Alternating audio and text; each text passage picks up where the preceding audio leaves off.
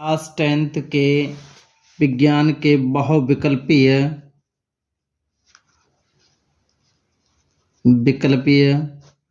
प्रश्न इस वीडियो में देखते हैं जो बोर्ड परीक्षा 2024 के लिए बेहद मोस्ट इम्पोर्टेंट है। पहला प्रश्न पढ़ते हैं। कोई दर्पण किसी वस्तु का प्रतिबिंब सदैव सीधा बनाता है। दर्पण है समतल दर्पण, उत्तल दर्पण, अवतल दर्पण, समतल या उत्तल। तो इसका आंसर है समतल या उत्तल दर्पण।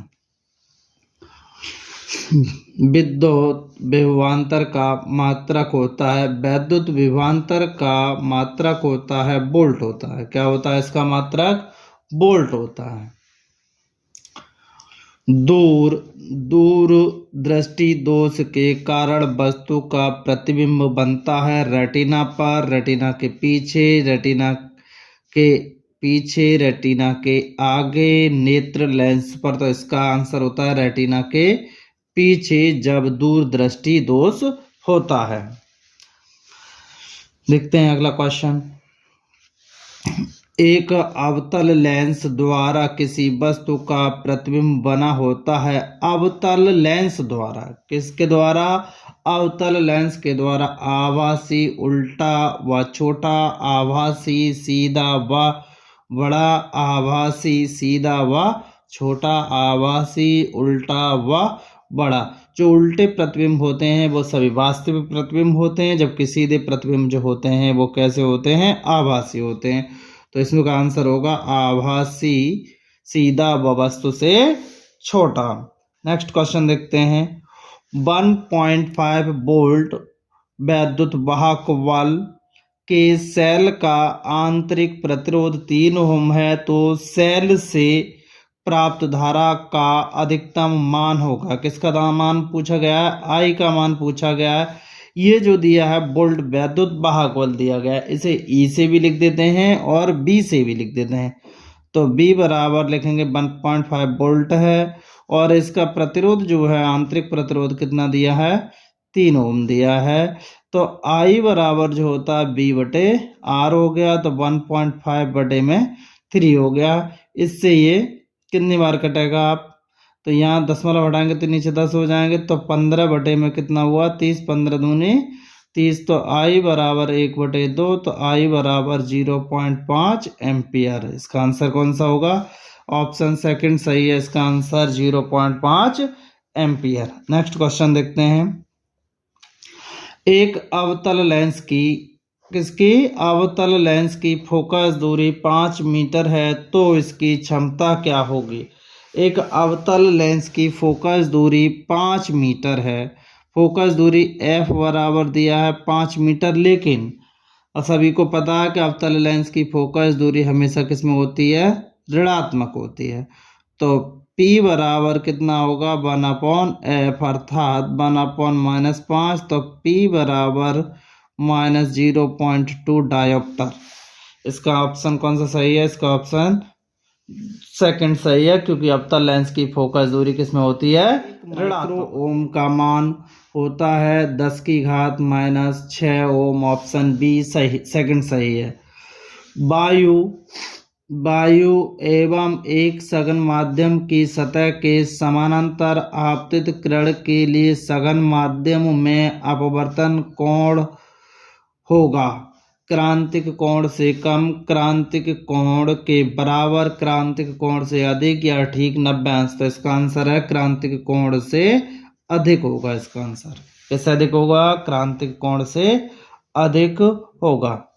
यदि आर प्रतिरोध के दो प्रतिरोधों को समांतर क्रम में जोड़ा जाए, किसमें जोड़ा जाए? समांतर क्रम में जोड़ा जाए, तथा एक प्रतिरोध R को इनके श्रेणी क्रम में जोड़ा जाए, तो परिणामी प्रतिरोध होगा। क्या पूछा गया है? परिणामी प्रतिरोध पूछा गया। कहने का मतलब ये है कि दो प्रतिरोध हैं इस तरीके से, उन्हें किस में जोड़ा गया है? समांतर क्रम में जोड़ा गया है, तथा इनके साथ एक प्रतिरोध R को किस में जोड़ा गया है? एक प्रतिरोध R को श्रेणी क्रम में जोड़ा गया है, तीनों के मान किसने हैं, R है, और इसका क्या पूछा गया है आपसे, तुल्य प्रतिरोध पूछा गया है। तो कितना होगा इसका आंसर 3R/2 होगा। हल करना चाहें तो यहाँ से हम हल कर सकते हैं। अगर किसी को नहीं आता है तो देखें हल करना।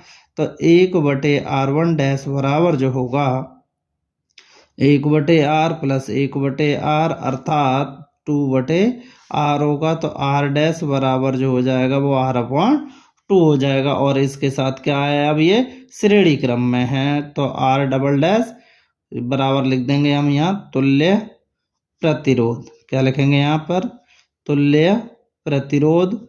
तो जो तुल्य प्रतिरोध होगा वो R/2 प्लस के R अर्थात कितना आ जाएगा 3R/2। इसका आंसर कौन सा सही है, इसका आंसर थर्ड सही है। किसी धातु के तार में विद्युत धारा का प्रवाह होता है मुक्त इलेक्ट्रॉनों के द्वारा, प्रोटॉनों के द्वारा, आयनों के द्वारा, न्यूट्रॉनों के द्वारा। जो विद्युत धारा का प्रवाह होता है वो हमेशा किसके द्वारा होता है, इलेक्ट्रॉनों के द्वारा। ऑप्शन फर्स्ट सही है। प्रोपेनॉल का सूत्र है, किसका सूत्र है, C3H4OH, C2H5OH, C3H6O, C3H6O या C3H7OH। तो इसका आंसर है C3H7OH प्रोपेनॉल का क्या है, सूत्र है। मृदु साबुन बनाने के लिए आवश्यक पदार्थ है धावन सोडा, खाने वाला soda, caustic soda, caustic potash. तो कास्टिक पोटास आवश्यक है मृदु साबुन बनाने के लिए। सल्फर डाइऑक्साइड का जलीय विलयन होता है, सल्फर डाइऑक्साइड का जलीय विलयन होता है अम्लीय होता है, क्षारीय होता है, उदासीन होता है या उभयधर्मी होता है। तो इसका जो सल्फर डाइऑक्साइड का जलीय विलयन होता है वो होता है अम्लीय होता है। बेकिंग पाउडर को गर्म करने से कौन सी गैस निकलती है, बेकिंग पाउडर को गर्म करने से जो गैस निकलती है वो होती है कार्बन डाइऑक्साइड गैस होती है। कौन सी गैस होती है, कार्बन डाइऑक्साइड गैस होती है। इसलिए ऑप्शन कौन सा सही है, में से कौन सी धातु ठंडे जल से अभिक्रिया करके हाइड्रोजन देती है। निम्न में से कौन सी धातु ठंडे जल से अभिक्रिया करके हाइड्रोजन देती है, Ag है, Na है, एल्यूमिनियम Al है और कॉपर है। तो इसका आंसर क्या है, सोडियम। सोडियम वैद्युत रासायनिक श्रेणी में ऊपर की तरफ होने के कारण यह क्रिया ठंडे जल से करके हाइड्रोजन गैस देती है।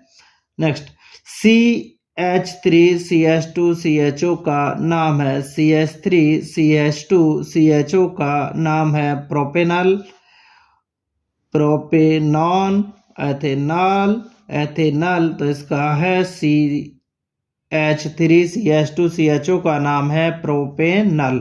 क्या नाम है इसका, प्रोपेनॉल।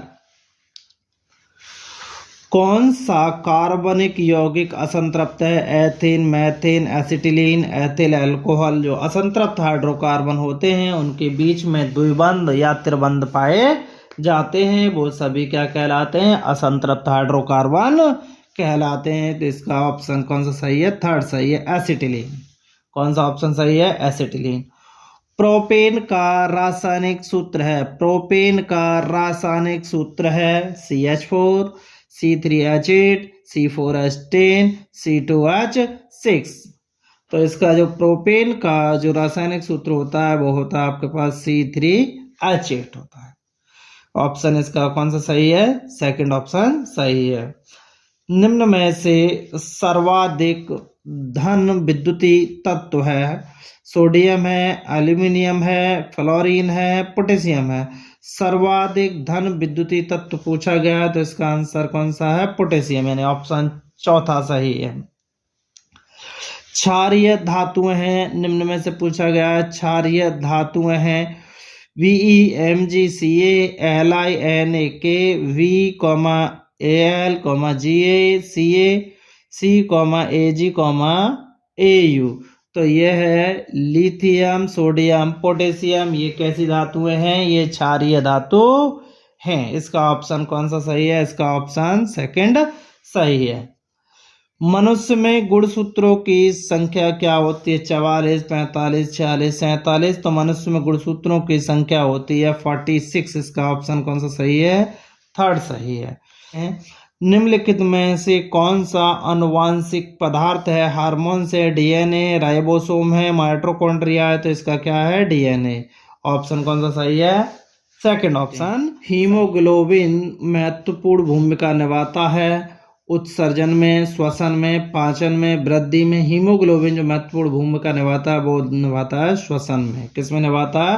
श्वसन में। ऑप्शन कौन सा सही है? ऑप्शन सेकंड सही है। यकृत स्रावित करता है। क्या स्रावित करता है? यकृत स्रावित करता है लार, जठररस, पित्तरस, अग्नाशय रस। तो ये यकृत जो स्रावित करता है वो आपका करता है पित्त रस। ऑप्शन कौन सा सही है? इसका ऑप्शन थर्ड सही है। पुष्प में कितने भाग होते हैं? 3, 4, 5, 6। तो पुष्प में भाग होते हैं आपके 6। ऑप्शन चौथा सही है। रक्त का लाल रंग किस पदार्थ की उपस्थिति के कारण होता है? किसका? रक्त का लाल रंग किस पदार्थ की उपस्थिति के कारण होता है? तो रक्त का जो लाल रंग होता है वो हीम होता है, न्यूक्लिक अम्ल होता है, विटामिन सी होता है या पोटेशियम होता है। तो रक्त का जो लाल रंग होता है वो हीम के कारण होता है। ऑप्शन फर्स्ट सही है। अगला है, पादपों में वायु प्रदूषण कम करने वाली प्रक्रिया है। पादपों में वायु प्रदूषण कम करने वाली प्रक्रिया है। श्वसन है, प्रकाश संश्लेषण है, बाष्पोत्सर्जन है या रसारोहण है। तो इसका ऑप्शन कौन सा सही है? सेकंड सही है, प्रकाश संश्लेषण। प्रचलित रूप से ऊर्जा ग्रह कहलाता है। प्रचलित रूप से ऊर्जा ग्रह कहलाता है chloroplast, ribosome, mitochondria, lysosome. Mitochondria इसका क्या कहलाता है? प्रचलित रूप से ऊर्जा का ग्रह कहलाता है, जिसे कहते हैं माइटोकॉन्ड्रिया। ऑप्शन कौन सा है? इसका थर्ड ऑप्शन है।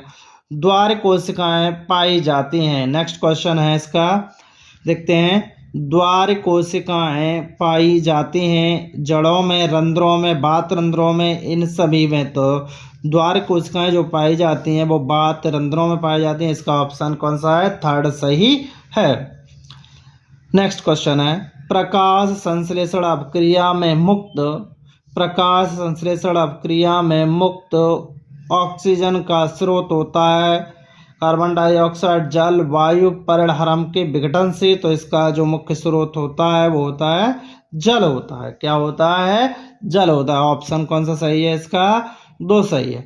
दोस्तों, अगर आपको वीडियो पसंद आई हो तो अपने दोस्तों में शेयर कीजिए, लाइक कीजिए तथा सब्सक्राइब कीजिए और बेल आइकन को निश्चित रूप से दबाएं, जिससे कि आपके पास नोटिफिकेशन सबसे पहले पहुंचे। मिलते हैं नेक्स्ट वीडियो में। धन्यवाद आप सभी।